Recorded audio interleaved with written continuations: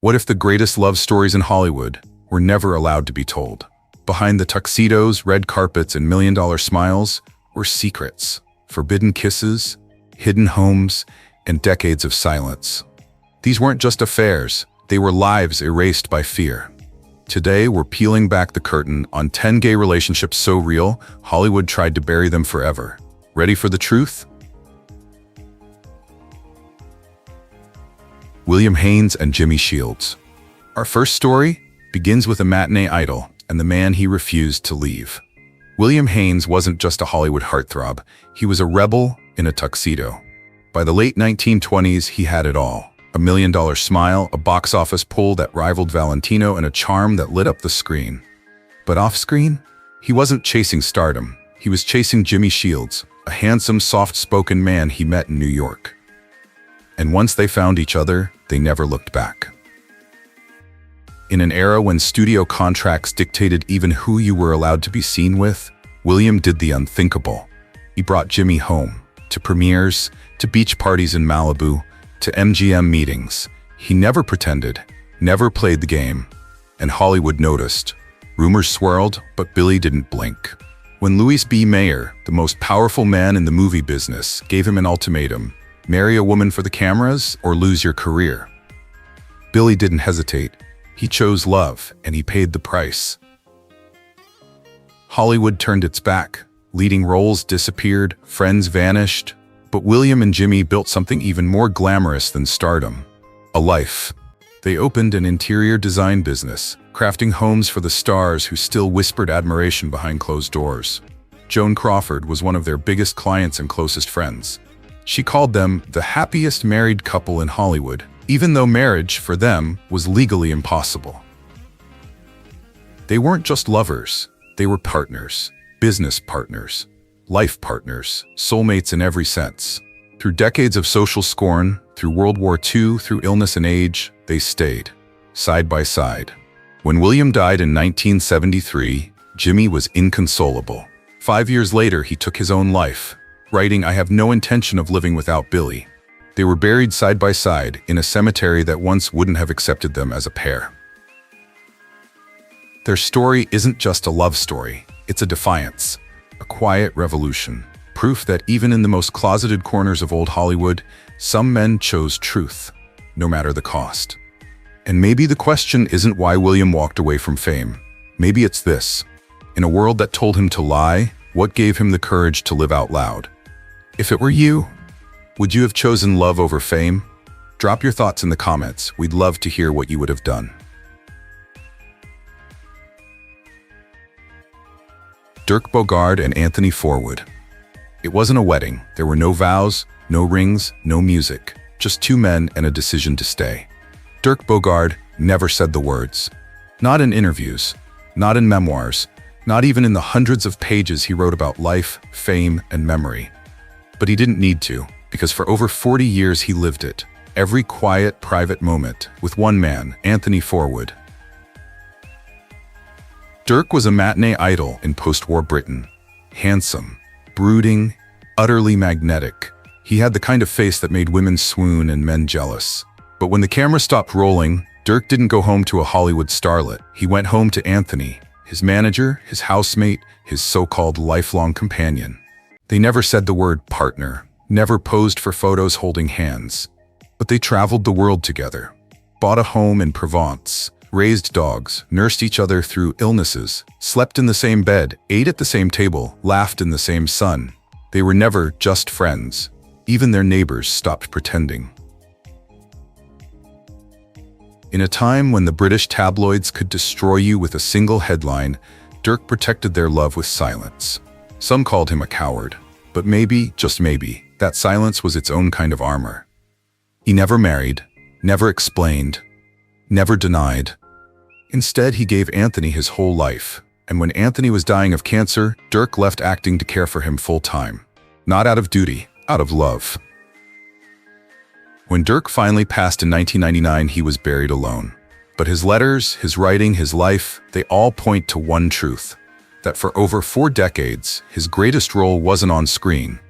It was being the man who stayed, quietly, faithfully, always.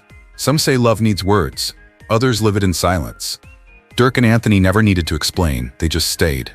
Have you ever loved someone quietly, but completely? Share your story in the comments. Someone out there might need to hear it.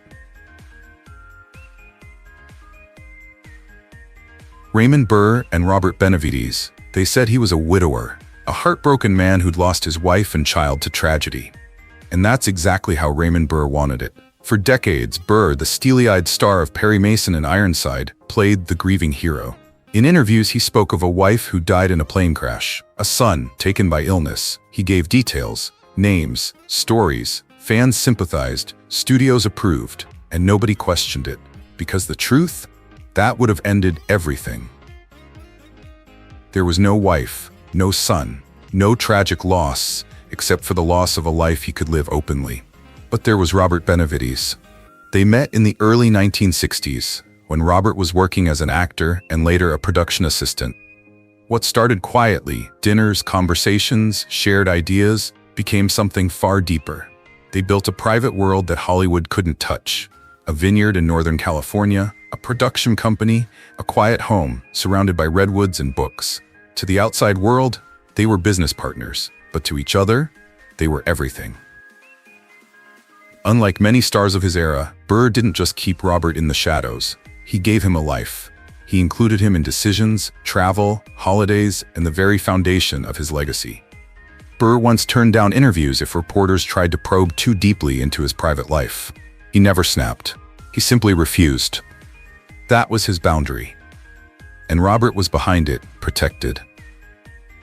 When Burr was diagnosed with kidney cancer, he declined further treatment. He told doctors and friends he was done fighting, not out of despair, but out of peace. He wanted to spend his final months at home with Robert, walking the vineyard, watching old films, writing letters. No headlines, no pity, just presence. After Raymond died in 1993, Robert remained in the home they built together, surrounded by memories the world was never meant to see. He never cashed in, never wrote a tell-all. He protected Burr's story the same way Burr had protected him, with loyalty, grace, and silence. Raymond left him everything. But more than the royalties or land, he left Robert something no one else could claim. The right to say, I was there, I was loved. And maybe in a town obsessed with noise, flash, and fame, their love mattered more because it asked for none of it.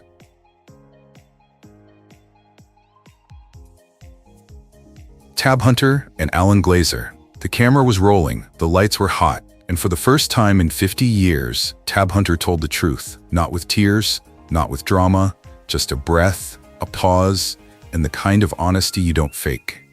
I was scared, he said, but I didn't want to lie anymore. For decades, Tab was Hollywood's golden boy. Blonde, blue-eyed, built a lifeguard. He was a teen idol, a chart-topping singer, the man every girl was supposed to want. But Tab's real life wasn't teenage magazine spreads or fake studio dates. It was fear. It was silence. And behind that silence stood one man, Allan Glaser. They met in the early 1980s when Tab was fading from the spotlight and Allan was working as a young producer. What started as a professional partnership quickly turned into something neither of them had expected. Love. Real love. The kind that doesn't flash or sell. The kind that steadies you. Allan didn't just fall for Tab. He helped Tab rediscover himself. He encouraged him to reclaim his story. And decades after the studios forced Tab into silence, it was Allan who stood behind the camera while Tab looked into the lens and said, I'm gay, and I'm not ashamed. Together, they created Tab Hunter Confidential, a documentary that didn't just out Tab, but rewrote the narrative of his life. It was raw, beautiful, and decades overdue. But it wasn't a media stunt. It was a love letter to truth, to survival, and to the man who made it all possible. They spent over 35 years together, building a quiet life filled with dogs, horses, laughter, and healing. No scandals, no breakups, just real partnership. When Tab died in 2018, Allan was there, as he had always been. Not as a footnote, not as a secret, but as the person Tab trusted with everything, including his legacy. Tab's greatest performance wasn't on screen. It was in choosing love over fear, and finally in choosing to be seen. Because sometimes the bravest thing a man can do is stop pretending.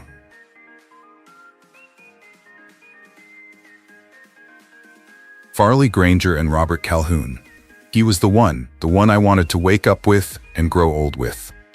Farley Granger wrote that in his memoir, Include Me Out, not about a co-star, not about a role, but about Robert Calhoun, the man who changed everything. In the 1950s, Granger was Hollywood's new obsession. Boyish good looks, raw talent, and a Hitchcock leading man's smile. Rope, strangers on a train, he had it all. But like so many before him, Farley was living two lives, one for the cameras and one no one was supposed to see. Affairs with both men and women, whispered romances, nights hidden behind closed doors. It wasn't that he didn't know who he was, it was that the world wasn't ready to know it. Then came Robert, a television producer, smart, stable, grounded. He wasn't part of the Hollywood circus, and maybe that's why it worked. When they met in the early 60s, something clicked. It wasn't fireworks, it was gravity. For over 40 years, they built a life far away from red carpets, dinner parties, theater rehearsals, lazy Sunday mornings reading the paper in silence. It wasn't a spectacle, it was home. And for the first time in his life, Farley didn't feel the need to hide. When Granger published his memoir in 2007, he didn't just hint, he said it plainly. He was bisexual. Robert was his partner, and their love was the real thing. There were no apologies, no vague phrases, just honesty. It wasn't about shock. It was about peace. He wanted people to know that a man could have a public past and a private future he was proud of. Farley died in 2011. Robert had passed the year before, but their story didn't end in shame or tragedy. It ended with truth, with pride, and with two men who didn't just survive the system, they outlived its lies. Because sometimes the boldest love isn't the loudest. It's the one that grows quietly and lasts. And maybe that's the real legacy. Not the roles he played, but the truth he finally told. If this story moved you, tell someone. Whisper it, share it, or simply carry it with you. Because somewhere out there, someone's still waiting to live their truth too. Cary Grant and Randolph Scott. The photo looked perfect. Two handsome men, sun-kissed lawn, a dog curled up at their feet, a house in Santa Monica bathed in golden light. It was called Bachelor Hall. But behind the smiles, it looked an awful lot like home. Cary Grant and Randolph Scott were, by all accounts, opposites. Grant was polished, witty, a born entertainer. Scott was reserved, rugged, the cowboy of every American dream. But for over a decade, they lived together in that beachside house. Not as roommates, not as co-stars, as something more. Something the studios couldn't afford to let the public see. To the outside world, they were just two eligible bachelors. The press loved it. Studio photographers were invited in to capture the domestic bliss, Grant flipping pancakes while Scott read the paper in his robe. It was charming, wholesome, scripted. But even within the carefully curated fantasy, something genuine peeked through. The ease, the comfort, the intimacy that couldn't be faked. They lived like that for years, vacationing together, hosting parties, building a life in quiet rebellion. But eventually, the pressure to conform became unbearable. Hollywood didn't just expect heterosexuality, it demanded it. Grant entered a series of high-profile marriages. Scott retreated further into privacy. And just like that, the perfect photo faded. Still, their connection never fully disappeared. Even decades later, those who knew them spoke carefully, with respect. They were devoted to each other, one friend said, whether anyone wants to admit it or not. Cary Grant never publicly acknowledged the relationship, neither did Scott. But that house, those years, those moments, they still exist. In photos, in stories, in silences. Because not all love survives, but some love refuses to be erased. Have you ever looked at a picture and wondered what was left out of the frame? Sometimes the biggest truths are hiding right in front of us, smiling. Montgomery, Clift, and Roddy McDowall. He didn't knock, he just let himself in. Roddy McDowall knew the routine, the broken glass, the curtains drawn at noon. The man on the floor, too proud to ask for help, too wrecked to keep pretending. Montgomery Clift had once been the future of Hollywood. That face, all bone structure and sadness. That voice, hesitant, intimate, real. He was unlike anyone else. Women loved him. Directors adored him.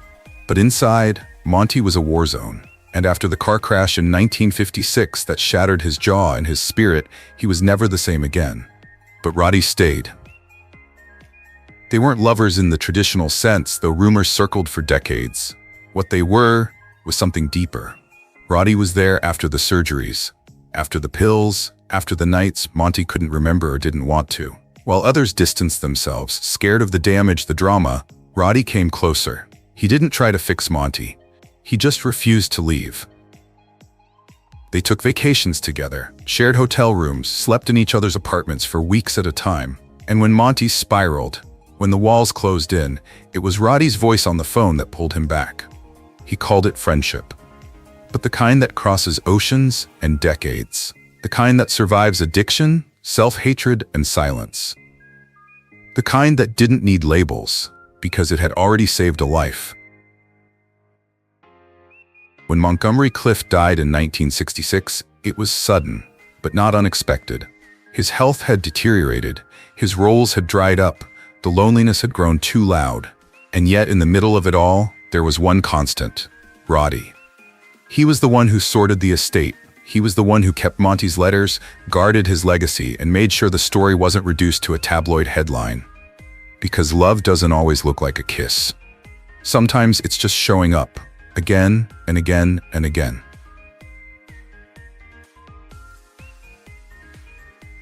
James Whale and David Lewis, he gave the world Frankenstein, but couldn't be accepted for who he really was. James Whale didn't hide. Not in private, not in public, not even in 1931 when Hollywood had a rule book for everything, especially who you were allowed to love. He was brilliant, the kind of director who didn't just shoot scenes, he sculpted them. Frankenstein, The Invisible Man, Bride of Frankenstein, all of them cold, gothic, and unforgettable.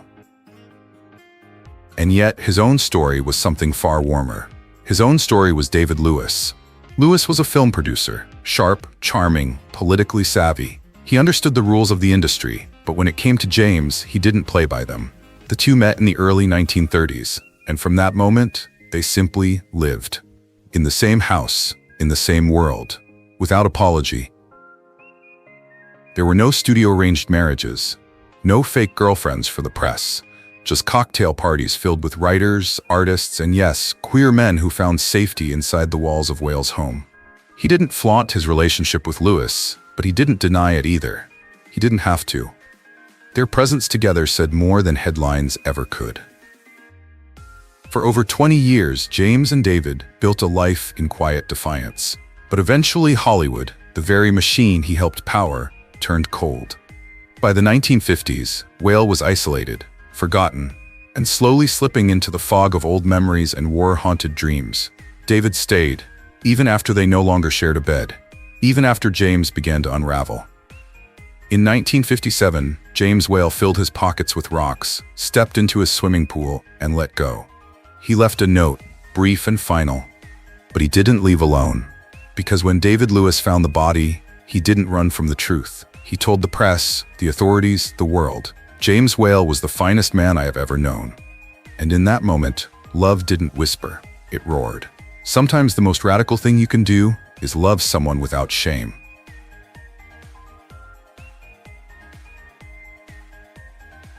Rock Hudson and Marc Christian.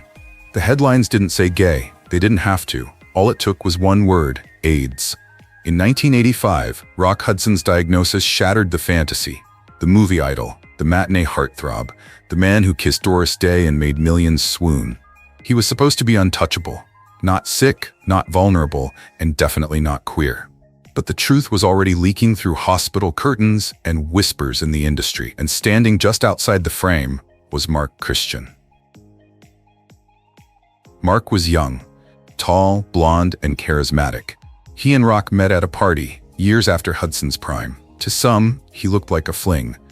But the relationship lasted nearly 4 years. They lived together, traveled together, shared a bed, a home, and the kind of affection Rock had hidden from the public, and perhaps even from himself, for most of his life. But Rock never told Marc he was sick. Even as the weight dropped, even as the treatments became harder to hide, even as their intimacy continued, He kept the secret until the very end, not just from the world, but from the person who trusted him most. When Rock died, the world mourned a Hollywood legend, the first major celebrity face of the AIDS crisis. But Marc, he mourned the man who lied to him, who kissed him without telling the truth, who left him behind, not just grieving but exposed. Marc sued the estate. It wasn't just about money, he said. It was about being seen, about not being treated like an afterthought. The court sided with him. The case made headlines across America, and for the first time, the nation had to confront the human side of AIDS, not as punishment, but as consequence. Rock Hudson wasn't out in life, but in death, he became an icon not just of queer tragedy, but of a truth that could no longer be ignored. And Marc, he was left to carry a complicated kind of love, a love that was real, but never equal. Because the real tragedy wasn't just that Rock died, it's that he couldn't live, not truthfully, not fully, until it was already too late. Paul Lynde and Bing Davidson, our final story ends not with a love that lasted, but with one that never let go. It's a story of silence, sarcasm, and a man who made the world laugh while slowly falling apart. It started with a joke, the way it always did with Paul Lynde. And then, just like that, the window shattered, and Bing Davidson was gone.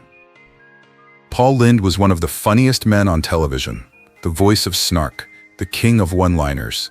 He lit up every screen with camp, sarcasm, and a kind of sharp brilliance that made people laugh, even when they didn't understand why. But behind the laugh track was a man who never stopped grieving. Bing Davidson was more than Paul's close friend. They met in the early 1960s, both young, both rising, both deeply closeted. To the outside world, Bing was just a buddy, a roommate, maybe an assistant, but those who knew them knew better. They lived together, traveled together, slept in the same room, and Paul, for all his wit and detachment, loved him. Deeply, probably more than he ever admitted. But Paul also drank, a lot. And one night, after an argument in a hotel room in San Francisco, Bing tried to leave. Paul, they say, blocked the door. There was shouting, a struggle, and then silence. Bing had fallen or jumped from the 8th floor window. He died instantly. The police called it an accident. The tabloids called it suspicious. Paul never really called it anything. He spiraled after that. The jokes got darker. The laughter more forced. He pushed people away, not because he stopped loving, but because he never stopped blaming himself. In interviews, he'd joke about his loneliness, make fun of his own queerness, hide behind the laugh. But you could hear it in the pauses, in the bitter turns, in the way his voice cracked when someone asked if he'd ever been in love. He died alone in 1982 from a heart attack in his bed. The headlines called him a comic genius. Few mentioned Bing. Fewer still knew how much that single moment, that open window, had shaped the rest of his life. Because some losses don't just break your heart, they rewrite who you are.